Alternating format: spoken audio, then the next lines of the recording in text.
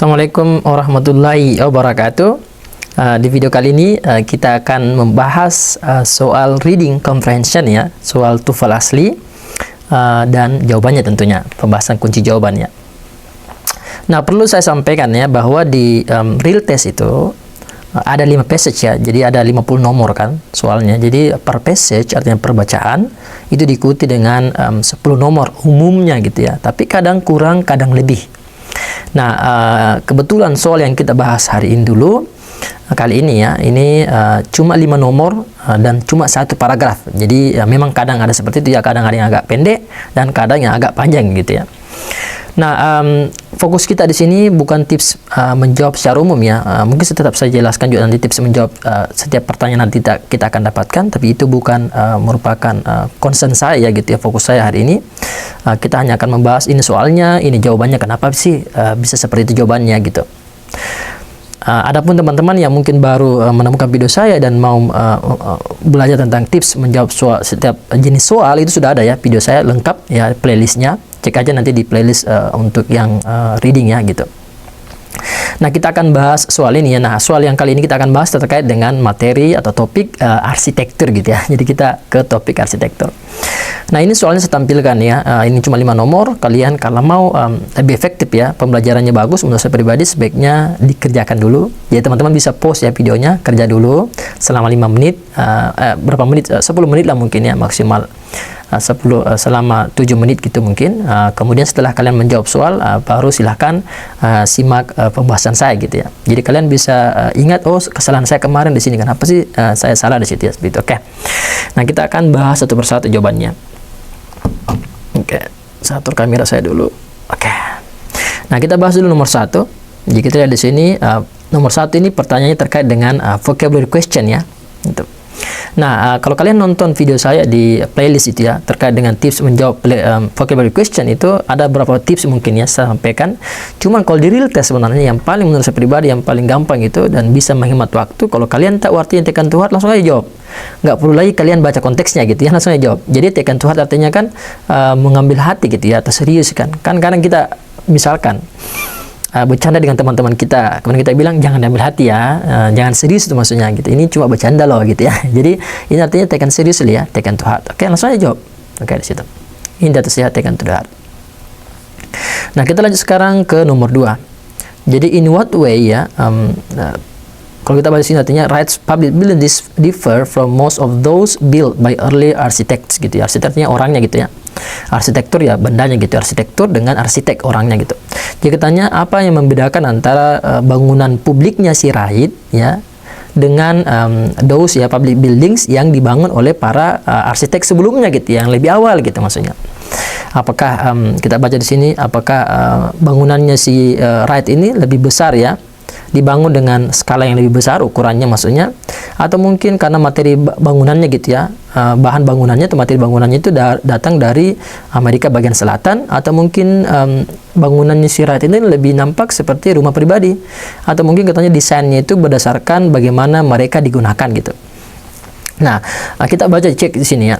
Jadi kita di sini katanya dia ini ya, seorang arsitek ini ya, arsitektur ini dia mengambil hati gitu ya, maksudnya dia fokus gitu, serius gitu ya, dengan admonition ini kosakata yang saya pribadi tidak tahu artinya gitu ya. Nah, oh ya perlu saya sampaikan ya bahwa kalau kalian menjawab soal reading itu kalian nggak perlu tahu satu kata setiap semua gitu ya, kalian minimal pahami dalam satu kalimat, oh ini maksudnya, ini kurang lebih seperti itu. Oke, itu tipsnya ya, jadi kalian tidak perlu tahu gitu. Nah, ada pun mungkin kosakata di sini yang mungkin kalau saya pribadi saya tidak tahu, berarti saya tidak begitu rekomendasikan ya untuk kalian fokus.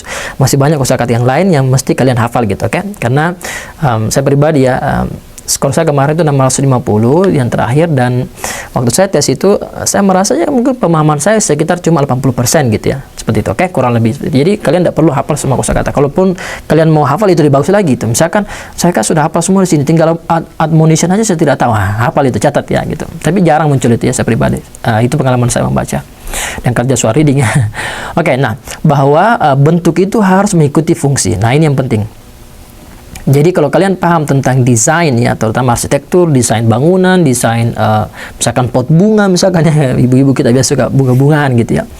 Nah itu kan kadang ada dua prinsip yang kita fokuskan kan, apakah kita mendesain itu lebih ke estetikanya kadang kan ada suatu hal itu cantik gitu, tapi sebenarnya tidak ada fungsinya kan gitu. Ada juga orang yang kalau mendesain rumah, mendesain sesuatu itu lebih fokus ke fungsinya gitu. Oh, saya butuhkan ini gitu. Adapun bentuknya, estetikanya di belakang aja kan gitu. Nah, ini dia fokusnya itu, katanya bentuknya itu harus mengikuti fungsi. Jadi dia lebih fokus ke fungsi ya, fokusnya gitu. Kalau kita lihat sebenarnya di bawah ini ya, ini yang fungsi kan, berarti penggunaannya kan use kan ini sebenarnya. Oke, itu fungsinya kan gitu. Tapi sini sebenarnya belum ada pembahasan penjelasan secara khusus apa yang membedakan antara bangunannya dengan arsitek yang lain kan gitu. Belum dijelaskan di sini. Cuma disampaikan bahwa memang dia itu serius dalam hal prinsip itu gitu. Nah, kalau kalian baca terus ini dan seterusnya itu belum dapat sebenarnya sini ya. Jadi kalau oke, saya artikan aja ya.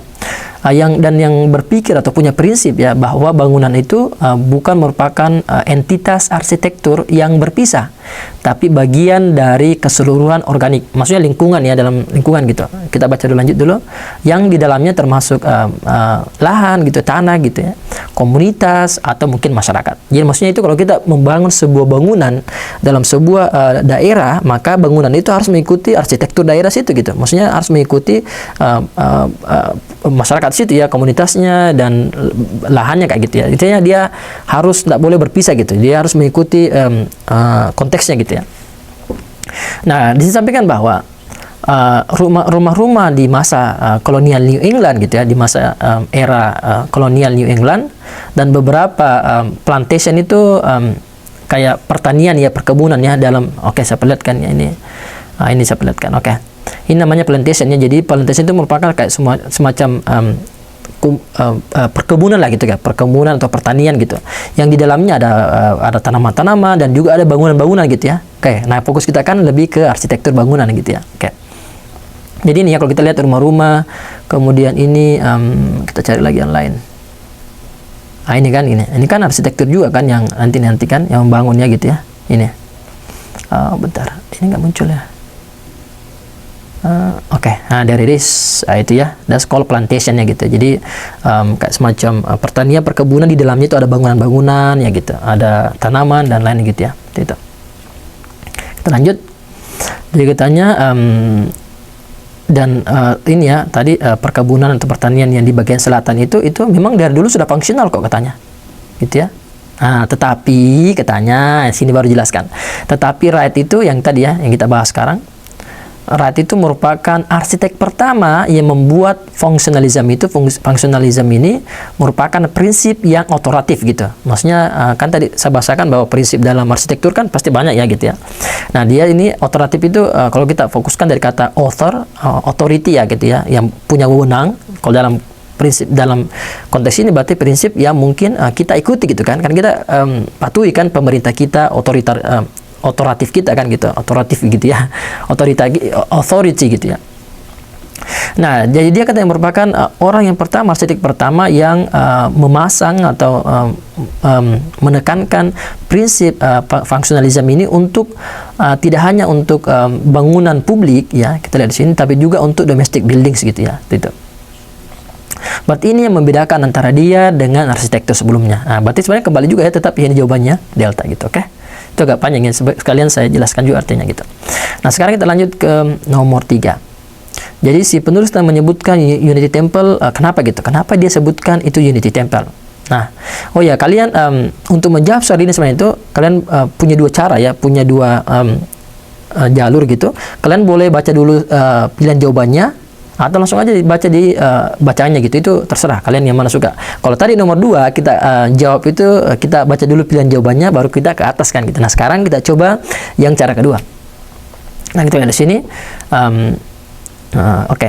As early as 1906 ya, jadi tahun 06 dia membangun Unity Temple gitu in Oak Park gitu di Illinois ya, Illinois ya gitu. Ini susah sekali saya pronunciation ini, nama kota di Amerika gitu ya, yang merupakan katanya the first of those churches ya, jadi gereja yang pertama yang katanya banyak merevolusi arsitektur ecclesiastical di Amerika gitu. Mungkin kita nggak tahu apa sih ya arsitektur ecclesiastical itu ya. Nah, teman-teman kita Kristen mungkin sudah tahu gitu ya, yang Katolik, yang Kristen gitu, mungkin mereka sudah tahu gitu ya apa artinya gitu. Tapi anggaplah kalian nggak tahu gitu. Tapi seperti saya katakan tadi ya, kita tidak perlu tahu semua arti kosakata gitu. Intinya kalau kita lihat di sini, ini merupakan katanya gereja pertama yang menjadi revolusi gitu ya, merevolusi semua arsitektur ke depannya gitu. Nah, kalau kita lihat di bawah, kenapa disebutkan? Apakah itu first buildingnya? Bukan. Yang disampaikan di sini cuma bahwa itu dia merupakan arsitek pertama, bukan bangunannya yang difokuskan bahwa itu merupakan bangunan pertama ya. Gitu. Tidak ada informasi. Di sini sampaikan cuma ini bangunan pertama yang bentuknya seperti itu ya. Yang bentuknya seperti itu gitu. He built the first of those that see so much. Okay. Jadi bangunannya gitu ya. Dia yang pertama ininya membangun bangunan itu. Bukan berarti itu bangunan pertamanya gitu ya. Tapi lebih ketampilan gerejanya itu yang pertama. Yang nanti menjadi revolusi bagi gereja-gereja ke depan gitu ya. Kemudian ini kalau kita lihat berapa ini ya, influence the architecture of subsequent churches gitu ya. Karena revolusi kan berarti dia ke situ ya. Demonstratif artinya menampilkan arsitektur eklesiastikal tradisional gitu. Nope, nggak ada jadi bahas terkait dengan tradisional arsitektur. Kemudian merupakan church yang terbesar yang pernah desain ya, enggak ya gitu. Jadi di sini memang ada kata bentar sabar kecil sedikit ya. Memang ada kata first di atas, bukan berarti bahwa itu bangunan pertamanya gitu, tapi lebih ke gereja yang pertama yang mengikuti desainnya si Wright ya gitu. Nah, kalau kalian mau lihat yang apa maksudnya itu ecclesiastical architecture ya, nah saya perlihatkan ya. Ini maksudnya. Jadi arsitektur ecclesiastical itu artinya Christian churches ya gitu. Nah, ini dia. Itu ya. Nah, kalau kalian biasa ke Eropa, itu cantik-cantik bangunannya gitu ya, seperti ini gitu. Nah, that's called mungkin itu yang mungkin maksudnya di situ ya, bangunannya gitu ya, gitu. Oke, kita lanjut. Oke, jadi jelas ya. Jadi karena revolusi berarti dia mengikuti jadi gereja-gereja ke depan itu mengikuti pula ininya pula bangunannya, desainnya si Wright gitu ya, seperti itu. Oke. Karena kata di awal tadi prinsip yang dia pakai itu prinsip fungsionalisme itu yang dipakai tidak hanya untuk domestic building tapi juga untuk publik gitu kan, gitu. Oke, lanjut di bawah. Akhirnya saya coba readingnya biar kelihatan. Nah, passage-nya menyebutkan bahwa semua struktur di bawah ini dibangun oleh Wright kecuali yang mana yang tidak dibangun olehnya gitu. Kita lihat di sini churches tadi ada, public buildings ada yang churches tadi ya. Tapi di bawah sini lebih khusus ya disampaikan. Houses ada, ada ya di sini disampaikan. Factories ada ya, factories ini. Oke. Factories ada. Kemudian public buildings ya, office building kan masuk kategori public buildings ya gitu ya. Kemudian offices ya, sekolah kan saya bisa masuk office gitu ya. School juga kan. Bukan houses ya, schools gitu, offices kan kantor-kantor ya. Southern plantations ini nggak ada dibahas di sini ya, nggak disebutkan di sini. Nah, berarti jawabannya delta. Di atas tadi disebutkan Southern plantation, tapi disampaikan aja bahwa sebenarnya rumah-rumah dulu itu sebelum Wright ya gitu, sebelum Wright itu dulu sebenarnya yang di rumah-rumah ya di masa era kolonial New England gitu, dan juga plantation Southern itu di bagian selatan itu sebenarnya sudah menggunakan prinsip fungsional gitu. Tapi nanti si Wright ini yang baru memasang menggunakan prinsip itu untuk bukan hanya untuk publik tapi juga untuk domestic building gitu ya, seperti itu ya, itu prinsipnya. Jadi sini jawabannya yang dia tidak bangun adalah Southern plantation gitu. Oke. Lanjut di bawah sini. Statement di bawah ini yang mana yang merefleksikan salah satu prinsipnya si Frank Lloyd ini ya, gitu, si Wright ini, arsitektur bentuk arsitektur si Wright gitu. Nah, beautiful design is more important than utility. Utility artinya penggunaan ya, use gitu ya, fungsi ya gitu. Jadi utility ini sinonimnya use atau function gitu ya. Jelas enggak ya? Karena kan dia lebih fokus ke fungsi gitu ya. Ecclesiastical arsitektur ya, arsitektur gereja tadi itu ya, itu harus sesuai dengan desain tradisional. Nope, justru dia seakan-akan Wright ini datang membawa desain baru gitu, karena kan dia merevolusikan bentuk desainnya arsitekturnya gereja kan. Dan sekarang kalau kita lihat gereja kan cantik-cantik ya kalau di Eropa gitu. A building should fit into its surroundings gitu. Jadi sebuah bangunan itu harus mengikuti lingkungannya gitu.